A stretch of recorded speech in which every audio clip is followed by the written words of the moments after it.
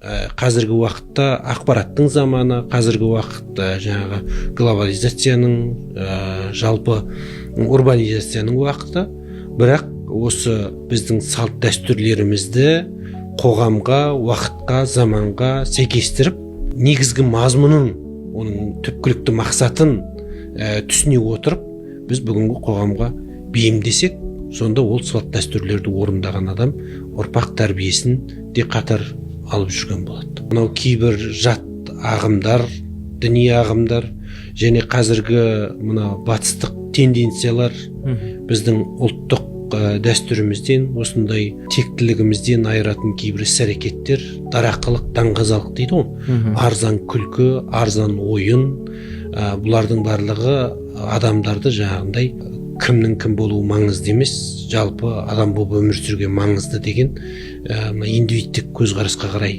алып кетіп бара жатыр. Сондықтан да бұдан барынша қаншалықты сақтана аламыз, соншалықты біз діни құндылықтарымызды сақтай аламыз, біз ұлттық құндылықтарымызды соншалықты сақтай аламыз деген сөз. Ал қазіргі ұрпақ мүмкін насихаттау жолын өзгерту керек шығар. Бұрын ата-аналары жаңағыдай радиодан, телевизордан, басқа ақпараттық құралдардан бұл насихаттар жүргізілген болса, қазіргі уақытта оның форматын мүмкін өзгерту керек шығар. Себебі қазіргі уақытта мына ұрпақтар арасындағы қақтығыс өте күшті.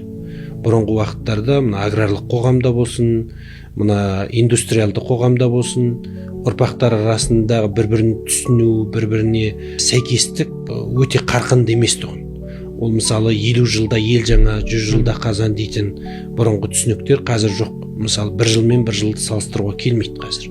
Бір ұрпақ пен екінші бір 10 жылдықтағы ұрпақ мүлдем басқа жағдайда. Сондықтан да оның жастардың тілін табу керек, жастардың тілімен жеткізу керек.